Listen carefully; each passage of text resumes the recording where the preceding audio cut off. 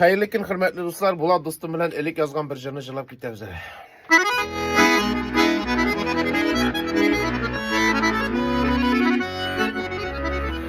Geçileri motoru yeşilleri Soplanam her birisine Orasında benim köpek Vardır yalnız kişiler Niye gittin yanlarımdan Başkanı tabalamadım Yüreğimden çıkan kesini Kaytarıp alalamadım Niye gittin yanlarımdan Başkanı tabalamadım Yüreğimden çıkan kesini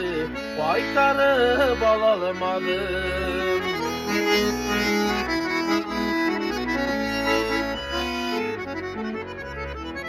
Öyle bir zorda tuturmuş Xuday bilganiga şükür Rahatga chidab bulmaydi Olalar aytgan fikir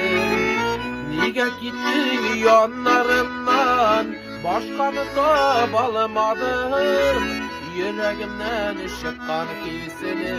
Qaytarib ololmadim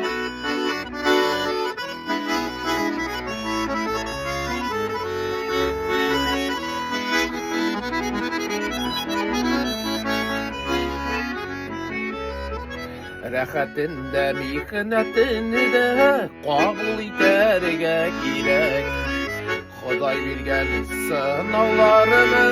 Birga o'targa kerak Nega ketding yonlarimdan Boshqani tobolmadim Yuragimdan chiqqan kesini Qaytarib ololmadim Nega ketding yonlarimdan Boshqani tobolmadim Yüreğimden çıkan kesini Qaytarib ololmadim Yüreğimden çıkan kesini Qaytarib ololmadim Qaytarib ololmadim